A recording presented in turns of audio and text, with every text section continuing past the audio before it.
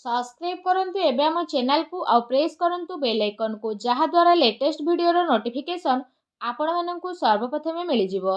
नमस्कार बंधुगण आपण माननकु हम यूट्यूब चैनल को स्वागत। बंधुगण आज आम जानिबा 3-4 तारिखर दिनटी आपणकर किपरि साब्यस्त हेबो, ए 2 दिन को आपण किपरि प्लानिंग करिवे, ता सहित जदि कहिबा केमिति रहिबो आपणक पई ए दिन, केउ सब जिनिस रे आपणको फायदा हेबो, केउ सबु जिनिस रे आपणको सावधान रहिबाकु पड़िबो, आपणकर लव लाइफ किपरि रहिबो, क्यारियर किपरि रहिबो, बिजनेस आउ व्यापार किपरि रहिबो, ता सहित स्वास्थ्यर महत्वपूर्ण इनफॉरमेशन मध्ये आमे आपण माननकु देबु। आउ ए वीडियो शेष रे आमे आपण माननकु किछि उपाय विषय कहबु, जहा द्वारा आपण ए दिन को आहुरी अधिक शुभ और मंगलदायक साब्यस्त करि परिबे। तेणु आगो को वीडियो आरंभ करबा पूर्व आमर आपणको रिक्वेस्ट कि जदि आपण आमर ए चैनल नुआ आछंती तो चैनल को सब्सक्राइब करंतु, सांगरे नोटिफिकेशन बेल को मध्य ऑन करंतु, जहा द्वारा समय समय सो नुआ नुआ वीडियो रो नोटिफिकेशन आपणको मिली जिवो। आसंतु जानिबा किपरि रहबो आपणको पई 3 आउ 4 तारिखर ए 2 दिनर स्थिति। जदि सबुठारु प्रथमे आमे आपण मानकु कहबु कि ए 2 दिन रे कोन आपणको पई विशेष भाबरे पॉजिटिव रहिबा पई जाउछि। जदि आमे आपण मानकु कहबु फ्रेंड्स ए 2 दिन रे आपण कोनोसी काम को नै कि भलो सफलता प्राप्तिर स्थिति बनु अछि। जदि आपण कौनसी भी प्रकारर कार्य योजना को विस्तार करबा पई चेष्टा करूथुले, किंबा कौनसी नुआ कार्यर आरंभ करबा पई चाहुथुले, तो विशेष भाबरे सेथिरे आपणको बहुत ही भलो सफलता प्राप्त हेबार जोग बनुछि। एहा सहित जदि कहिबा भूमि भवन वाहन आदि किणा किणीर मध्य बहुत ही भलो जोग आपणको पई बनुछि। वैज्ञानिक दृष्टिकोण आउ उन्नत भावना आपणको आगको बढ़ेबारे सहायता प्रदान करिवो। बड़ वृद्धंकर फैसला आउ आशीर्वाद आपणको उपरे बनिकी रहिबो। ता सहित जो समाचार को प्राप्त करिबा पई आपण काफी टाइम रो प्रयास करि आसुथुले, तो से सबुरे आपणको विशेष भाबरे सफलता मिलिबो। बास निजर कार्य को योजनाबद्ध रूप रे करिबार आपणको आवश्यकता रहिछि। चाकरी पई करा जाइथिबा प्रतियोगी परीक्षार परिणाम आसीबो, आपणको सपक्षरे मध्ये आसीबो।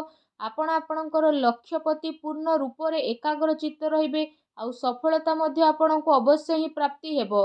ज्ञानबोधक पुस्तक को पढ़िबारे आपण आपणको टाइम को स्पेंड करिवे। ता सहित कोनोसी आध्यात्मिक आउ प्रतिष्ठित व्यक्तिंकर आपणको आशीर्वाद मिलिबो, आपणको मार्गदर्शन मध्ये बनि जिवो।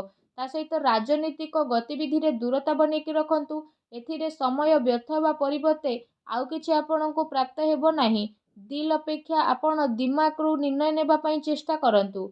एहा सहित आपणकर स्वाभिमान कौनसी भी परिस्थिति रे हिम्मत रो साथ छाड़िबो नाही। एहा आपणकर सबुठारु बड़ संपत्ति रहिबो। संतानकर शिक्षा संबंधित कौनसी महत्वपूर्ण कार्य मध्य हेबो।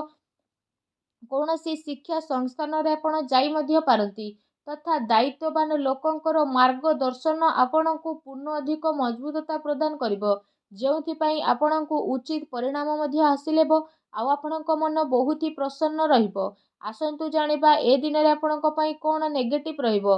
जदि कहिबा भूल कथार प्रतिकार करिबा द्वारा अकारण रे ही लोक माने आपणको विपक्ष रे आसीबे, आउ आपणको बदनाम हेबार विशेष भाबरे संभावना बनुछि। ता सहित टिके भी लापरवाहीर परिणाम आपणकर भयंकर होई पारे। कौनसी संपर्कीयंकर स्वास्थ्य को नेकी ए दिन रे आपणकर टेंशन रहिबो। विद्यार्थी वर्ग हास परिहास आउ मनोरंजन आदिर व्यर्थ कार्य रे पड़िकी निजर पाठपढ़ा सहित समझौता करंतु नाही। पैसा मामला रे जदि कहिबा काहा उपरे आपण आदौ भी विश्वास करंतु नाही, एहा आपणको पई फायदावान साब्यस्त हेबो। राजनीति कार्य रे आपणको सावधान रहिबार आवश्यकता रहिछि। ता सहित कौनसी नुआ निवेश करिबा पूर्वरु आपण भल भाबरे जांच एवं पड़ताल करि नियंतु। ए समयर आर्थिक स्थिति आपणकर किछि भल रहिबो।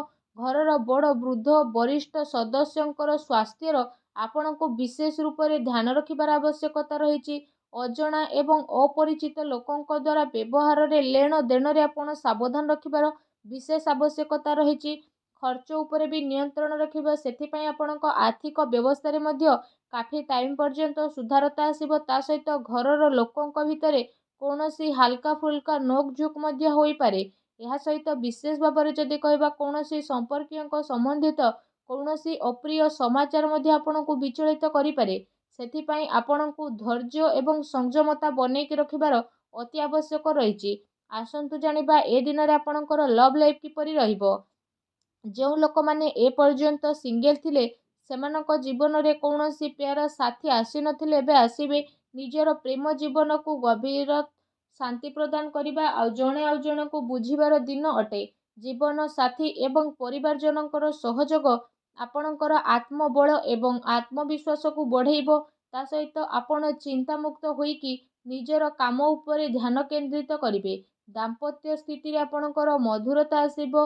ତା ସହିତ ପରିବାର ଆପଣଙ୍କର ପ୍ରାଥମିକତା ରହିବ। ବିଶେଷ ଭାବରେ ଜୀବନସାଥୀ ଆପଣଙ୍କ ପରିସ୍ଥିତିରେ ପୂର୍ଣ୍ଣ ରୂପରେ ସହଯୋଗ ପ୍ରଦାନ କରିବ। ଏହା ସହିତ ମାତା ପିତା ଏବଂ ଘରର ବୃଦ୍ଧଙ୍କର ଆଶୀର୍ବାଦରେ ଆପଣ ଆପଣଙ୍କର ଆତ୍ମବିଶ୍ୱାସକୁ ମଧ୍ୟ ବନେଇକି ହିଁ ରଖିବେ। ତା ସହିତ ପରିବାରରେ ଏ ଦିନରେ ଶାନ୍ତିର ବାତାବରଣ ରହିବ।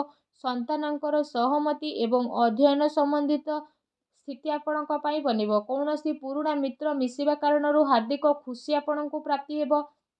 ଆସନ୍ତୁ ଜାଣିବା ଏ ଦିନରେ ଆପଣଙ୍କର ବ୍ୟବସାୟ କ୍ୟାରିୟର କିପରି ରହିବ। ଯଦି କହିବା ଏ ଦିନ ଆକସ୍ମିକ ଧନଲାଭର ପ୍ରବଳ ହିଁ ଯୋଗ ବନୁଛି। ପ୍ରତିସ୍ପର୍ଦ୍ଧା ଉପରେ ଆପଣ ବିଶେଷ ଭାବରେ ବିଜୟ ପ୍ରାପ୍ତ କରିବେ। ନୂଆ କାର୍ଯ୍ୟ ଆରମ୍ଭ କରିବା ପାଇଁ ସମୟ ଆପଣଙ୍କ ପାଇଁ ବହୁତ ହି ଭଲ ରହିବ। ଏହା ସହିତ କାର୍ଯ୍ୟ କ୍ଷେତ୍ରରେ ଯଦି କହିବା କାମର ଅଧିକତା ରହିବ ଆଉ ଦିନ ଆପଣଙ୍କର ଦୌଡ଼ା ଦୌଡ଼ିରେ ଯିବ। ତା ସହିତ ଆପଣ ପୂର୍ବ କିଛି ଟାଇମରେ ନିଜର ବ୍ୟାପାରରେ ଜି ତୋଡ଼ ଯେଉଁ ପରିଶ୍ରମ କରୁଥିଲେ ସେସବୁ ପରିଶ୍ରମର ଫଳ ଆପଣଙ୍କୁ ମିଳିବ। କାଫି ଟାଇମିଂ ପର୍ଯ୍ୟନ୍ତ ତାର ସକାରାତ୍ମକ ପରିଣାମ ମଧ୍ୟ ଆପଣଙ୍କୁ ମିଳିବ ତଥା କାର୍ଯ୍ୟଭାରର ବିସ୍ତାରତା ସମ୍ବନ୍ଧିତ ନୂଆ ଯୋଜନା ମଧ୍ୟ ଆପଣଙ୍କର ବନିବ। ଏହା ଆପଣଙ୍କ ପାଇଁ ଅବଶ୍ୟ ହିଁ ଲାଭକାରୀ ସିଦ୍ଧ ହେବ।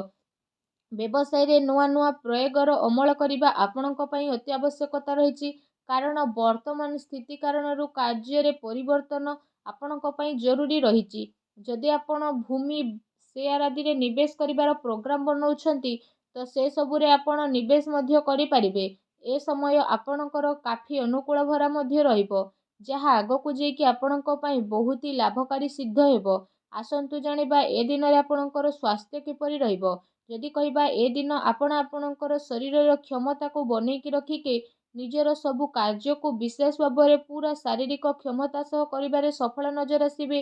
ତା ସହିତ ଏ ଦିନରେ ଆପଣଙ୍କ ସ୍ୱାସ୍ଥ୍ୟ ବହୁତ ହି ଭଲ ରହିବ।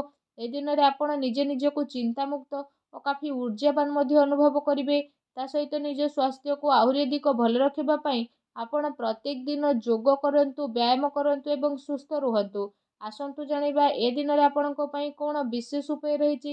ଏ ଦିନରେ ଆପଣ ସ୍ନାନ ଆଦି ବିଶେଷ ଭାବରେ କରିସାରିବା ପରେ ଲାଲି ରଙ୍ଗର ଚନ୍ଦନ, ଲାଲ ଗୋଲାପର ଫୁଲ ତଥା ଏସବୁକୁ ଆପଣ ଲାଲ କପଡ଼ାରେ ବାନ୍ଧିକି ଭଗବାନ ବଜରଙ୍ଗବାଲୀଙ୍କ ମନ୍ଦିରକୁ ଯାଇକି ଭଗବାନ ବଜରଙ୍ଗବାଲୀଙ୍କ ଚରଣରେ ରଖିକି ଆସନ୍ତୁ ଓ ନିଜର ମନୋକାମନା ମାଗନ୍ତୁ।